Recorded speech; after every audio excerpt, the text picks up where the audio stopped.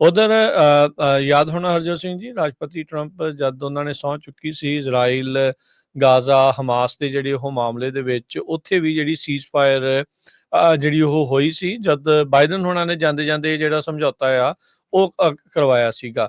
ਕੱਲ ਇਜ਼ਰਾਈਲ ਨੇ ਜਿਹੜੀ ਸੀਜ਼ ਫਾਇਰ ਆ ਉਸ ਦੇ 2 ਮਹੀਨੇ ਹੋਣ ਤੇ ਉਸ ਸੀਜ਼ ਫਾਇਰ ਨੂੰ ਇੱਕ ਹਿਸਾਬ ਦੇ ਨਾਲ ਖਤਮ ਜਿਹੜਾ ਉਹ ਕਰ ਦਿੱਤਾ।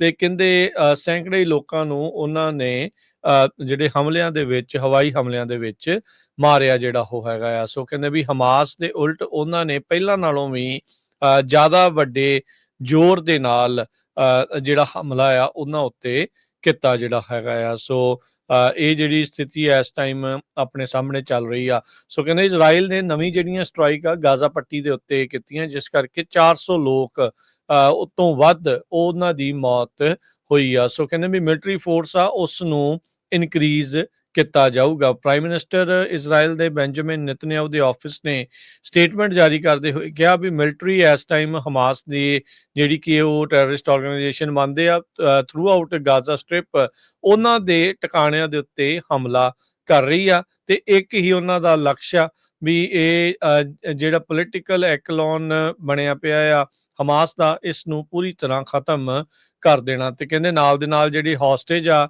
ਚਾਹੇ ਜਿੰਦਾ ਆ ਤੇ ਚਾਹੇ ਮ੍ਰਿਤ ਆ, ਉਹ ਅਸੀਂ ਜਿਹੜੇ ਆ ਉਹਨਾਂ ਨੂੰ ਰਿਲੀਜ਼ ਕਰਾਉਣੇ ਆ। ਸੋ ਇਜ਼ਰਾਈਲ ਵੀ ਕਿਤੇ ਨਾ ਕਿਤੇ ਜਿਹੜੇ ਹੌਸਟੇਜ ਅਜੇ ਵੀ ਬੰਦਕ ਹਮਾਸ ਨੇ ਬਣਾ ਕੇ ਰੱਖੇ ਆ, ਉਹ ਉਹਨਾਂ ਦੇ ਹੁਣ ਇਹ ਪ੍ਰਾਇੋਰਟੀ ਨਹੀਂ ਆ ਵੀ ਸਾਰੇ ਨੂੰ ਜਿੰਦਾ ਜਿਹੜਾ ਉਹ ਛਡਾਉਣਾ ਆ। ਕਹਿੰਦੇ ਵੀ ਹੁਣ ਉਹਨਾਂ ਦੀਆਂ ਚਾਹੇ ਲਾਸ਼ਾਂ ਵੀ ਮਿਲ ਜਾਣ ਤਾਂ ਵੀ ਜਿਹੜਾ ਉਹ ਕੰਮ ਚੱਲ ਸਕਦਾ ਹੈਗਾ ਆ। ਸੋ ਇਜ਼ਰਾਈਲ ਨੇ ਹਮਾਸ ਦੇ ਉਲਟ ਜਿਹੜਾ ਇੱਕ ਵਾਰੀ ਫੇਰ ਸੀਜ਼ ਫਾਇਰ ਤੋਂ ਬਾਅਦ 'ਚ ਜਿਹੜੀ ਮਿਲਟਰੀ ਫੋਰਸ ਆ ਉਸ ਦੀ ਵਰਤੋਂ ਕਰਨੀ ਸ਼ੁਰੂ ਕਰ ਦਿੱਤੀ ਆ। ਇਹ ਸੀਜ਼ ਫਾਇਰ ਦੇ ਸਮਝੌਤੇ ਦੇ ਵਿੱਚ ਇਹ ਸੀਗਾ ਵੀ ਜਿਹੜੇ ਹਮਾਸ ਵਾਲੇ ਆ ਤੇ ਇੱਧਰੋਂ ਇਜ਼ਰਾਈਲ ਵਾਲੇ ਆ, ਇੱਕ ਦੂਜੇ ਦੇ ਜਿਹੜੇ ਬੰਦਕ ਬਣਾਏ ਆ ਇਹਨਾਂ ਨੇ, ਜਿਹੜੇ ਗ੍ਰਿਫਤਾਰ ਕੀਤੇ ਆ, ਤੇ ਉਧਰ ਜਿਹੜੇ ਉਹਨਾਂ ਨੇ ਹੌਸਟੇਜ ਬਣਾ ਕੇ ਬੰਦਕ ਬਣਾ ਕੇ ਰੱਖੇ ਹਮਾਸ ਨੇ, ਉਹ ਜਿਹੜੇ ਉਹ ਛੱਡਣਗੇ।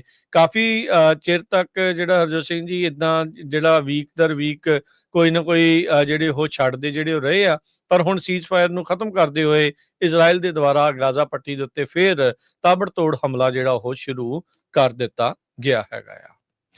ਬਿਲਕੁਲ 404 ਲੋਕਾਂ ਦੀ ਮੌਤ ਹੋ ਗਈ ਆ, 560 ਜਾਣੇ ਪੂਰੀ ਤਰ੍ਹਾਂ ਫੱਟੜ ਹੋਏ ਆ।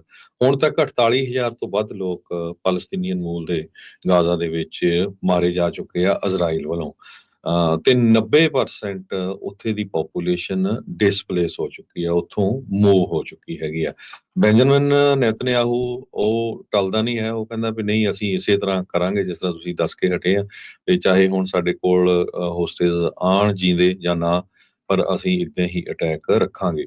UN ਹਿਊਮਨਟੇਰੀਅਨ ਚੀਫ ਨੇ ਇਹ ਕਿਹਾ ਹੈ ਕਿ ਇਜ਼ਰਾਈਲ ਵਾਲਿਆਂ ਨੇ ਜੋ ਗਾਜ਼ਾ ਦੀ ਸਹਾਇਤਾ ਆ ਉਹਨੂੰ ਕੱਟ ਕਰ ਦਿੱਤਾ ਹੈਗਾ। 4,000 ਦੇ ਕਰੀਬ ਸਪਲਾਈ ਟਰੱਕ ਗਾਜ਼ਾ 'ਚ ਐਵਰੀ ਵੀਕ ਐਂਟਰ ਕਰਦੇ ਆ, ਉਹਨਾਂ ਨੂੰ ਉੱਥੇ ਰੋਕ ਦਿੱਤਾ ਗਿਆ ਆ। ਤੇ ਇਹ ਬਹੁਤ ਹੀ ਮਾੜੀ ਗੱਲ ਹੈਗੀ ਆ। ਆਮ ਲੋਕਾਂ ਦਾ ਇਹਦੇ ਵਿੱਚ ਕੀ ਕਸੂਰ ਹੈਗਾ? 6 ਲੱਖ ਲੋਕਾਂ ਦੇ ਕੋਲ ਪਾਣੀ ਦਾ ਐਕਸੈਸ ਨਹੀਂ, ਤੇ ਉੱਥੇ ਸਬਜ਼ੀਆਂ ਦੀਆਂ ਕੀਮਤਾਂ 3 ਟਾਈਮ ਵੱਧ ਗਈਆਂ ਆ, ਬੇਕਰੀ ਦੀਆਂ 6 ਟਾਈਮ ਜੋ ਵੱਧ ਗਈਆਂ ਹੈਗੀਆਂ। ਸੋ ਬਹੁਤ ਹੀ ਬੁਰੀ ਸਿਚੁਏਸ਼ਨ ਜਿਹੜੀ ਆ ਉੱਥੇ ਇਸ ਟਾਈਮ ਬਣੀ ਹੋਈ ਹੈਗੀ ਆ।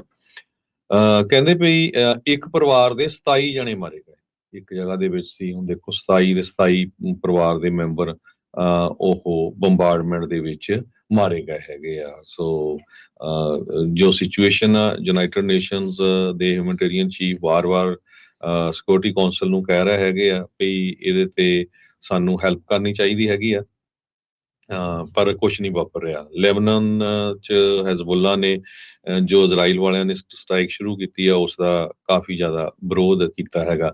ਈਜਿਪਟ ਤੇ ਕੁਵੈਤ ਦੋਨਾਂ ਮੁਲਕਾਂ ਨੇ ਜੋ ਇਜ਼ਰਾਈਲ ਵੱਲੋਂ ਅਟੈਕ ਹੋਇਆ ਗਾਜ਼ਾ ਦੇ ਉੱਤੇ, ਉਹਦੇ ਬਾਬਤ ਇਹ ਕਿਹਾ ਵੀ ਬਹੁਤ ਮਾੜੀ ਗੱਲ ਹੈਗੀ ਆ, gross violation of international law and the ceasefire deal. ਜੋ ਸੀਜ਼ ਫਾਇਰ ਚੱਲ ਰਹੀ ਸੀ ਡੀਲ, ਉਹਦੇ ਅਗੇਂਸਟ ਇਹ ਹੈਗਾ। ਫਰਾਂਸ ਵਾਲਿਆਂ ਨੇ ਵੀ ਇਸ ਨੂੰ ਕੰਡੈਮ ਕੀਤਾ ਹੈਗਾ ਜੋ ਇਜ਼ਰਾਈਲ ਵਾਲਿਆਂ ਨੇ ਅਟੈਕ ਕੀਤਾ ਹੈਗਾ। ਇਸੇ ਤਰ੍ਹਾਂ ਹੋਰ ਬਹੁਤ ਸਾਰੇ ਜਿਹੜੇ ਮੁਲਕ ਆ ਉਹ ਗਾਜ਼ਾ ਵਾਲੇ ਲੋਕਾਂ ਦੇ ਹੱਕ ਦੇ ਵਿੱਚ ਆਏ ਹੈਗੇ ਆ। ਗਾਜ਼ਾ ਦੇ ਲੋਕਾਂ ਨੇ ਇਹ ਕਿਹਾ ਵੀ 2 ਉਹਨਾਂ ਦੇ ਜਿਹੜੇ ਪੋਲੀਟੀਕਲ ਆਫੀਸ਼ੀਅਲਸ ਆ ਉਹਨਾਂ ਦੀ ਵੀ ਮੌਤ ਹੋਈ ਹੈਗੀ ਆ।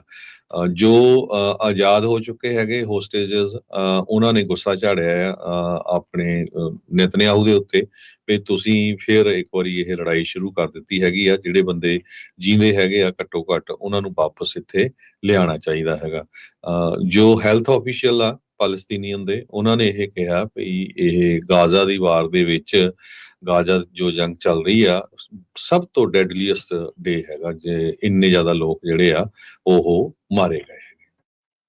ਜੀ ਬਿਲਕੁਲ। ਸੋ ਇੱਕ ਪਾਸੇ ਜਿਹੜੇ ਰਾਸ਼ਟਰਪਤੀ ਟਰੰਪ ਯੂਕਰੇਨ ਦੀ ਲੜਾਈ ਨੂੰ ਰੋਕਣ ਦੇ ਲਈ ਪੁਤਿਨ ਦੇ ਨਾਲ ਉਧਰ ਗੱਲਬਾਤ ਹੋ ਰਹੀ ਆ, ਦੂਜੇ ਪਾਸੇ ਉਹਨਾਂ ਦਾ ਹੀ ਨੱਕ ਅੰਡਰ ਇੱਕ ਵਾਰੀ ਫਿਰ ਇਹ ਲੜਾਈ ਆ ਮੁੜ ਸ਼ੁਰੂ ਹੋ ਗਈ ਆ।